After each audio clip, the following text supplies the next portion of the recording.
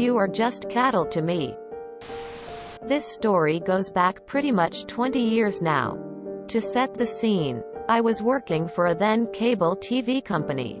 The call center I was working at had been filled with guys poached from dial-up support companies countrywide to support this new super-fast broadband that was being trialed in country for the first time. 500K connections. Woohoo. I say this because that meant our call center at the time was full of some of the best support engineers anywhere in country. Some of the most intelligent people I have ever known. Anyway, after about a year there, 4 of us we asked to look into complaints sent to the managing director, hereafter known as Big Boss, about the service. Mostly, these were the original brand Karens of the day. But occasionally, the customer complaining was someone rather important and they needed the special touch, so to speak. Turns out the 4 of us has quite different skills but complemented each other perfectly, and before long, we were firm friends with the big boss's personal assistant at head office and had very good reputations to boot after some devilishly difficult issues.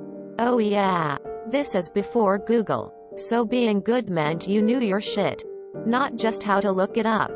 It was a great place to work. Turnover was practically zero. The fact all our staff were experienced before getting to us meant we knew what we were getting into. Then came the new director, hereafter referred to as a hole. A hole had come from another call center in the company, a customer services call center. He was also completely inept technically. Seriously. This guy once told me that directors don't use Excel and only Word, so I needed to copy all the spreadsheets into Word so he could modify the content and pass off his bullcrap figures showing all was well. He didn't understand how Excel worked as it transpired. Anyway, all was not well. In the short time he'd been there, he had alienated most of the best staff. He tried to turn the staff into script monkeys as he wanted every case fixed in X minutes. We were rebuilding TCP, IP stacks, hacking registries. Hell, we even talked a few people through Win98 rebuilds.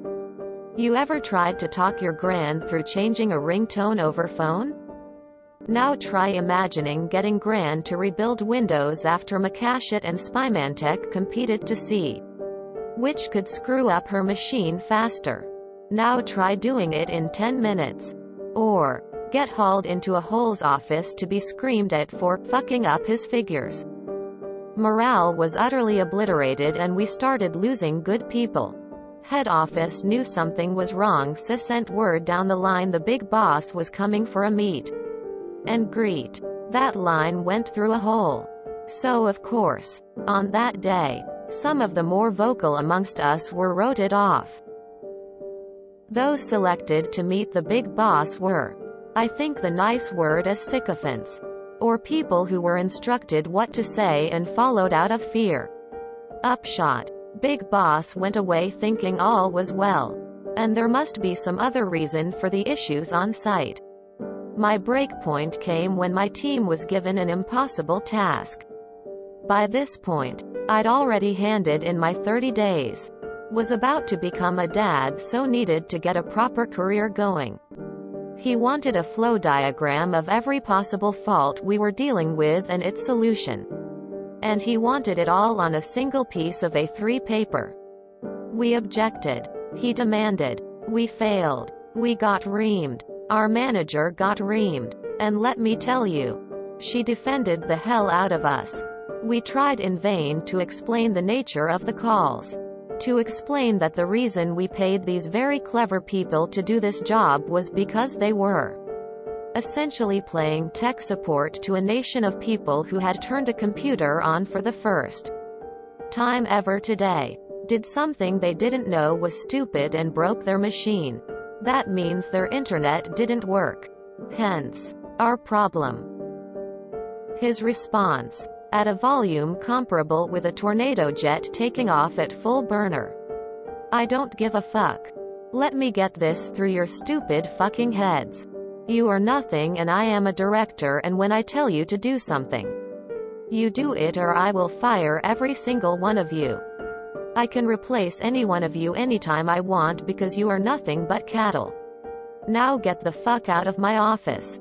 I went home livid. My girlfriend at the time, pregnant with our first, worked in the same office, so while I was getting out, she would have to continue deal with a whole. Knowing how he intended to treat my friends and family, I needed to do something. I didn't have a clue what I could do. Friday, I go into work, ostensibly to say my goodbyes and do exit interview, paperwork and such. One of those goodbyes was a phone call to Big Boss's PA. Me saying goodbye was a shock because I'd been expressly forbidden to tell them over the previous month by, you guessed it, a hole. She wanted to know why I was leaving. I told her. She asked me if I minded her telling Big Boss what I had said. I'll be honest, I didn't seriously believe anything would come of it. But what the hell, I thought. Sure, I'll get back to you soon, and she's gone. 20 minutes later, she calls me and says Big Boss wants to talk to me, so can he have my personal mobile number? I give it, and sure enough, minutes later the big man himself calls. The next 30 minutes is spent detailing why I was leaving. Why we had lost nearly 100 people already and had 18 resignations that week alone.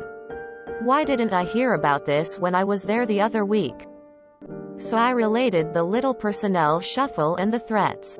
This was my moment, and I tell you, I carped the hell out of that DM. Me, look Big Boss. I get all you have as my word, and I could be just some disgruntled dipshit, but my friends and family are going to have to work here after I've gone. And by family I mean my pregnant girlfriend, so I have to do something. If you want to find out the truth, here is what you do. 1. Turn up on site unannounced for a day.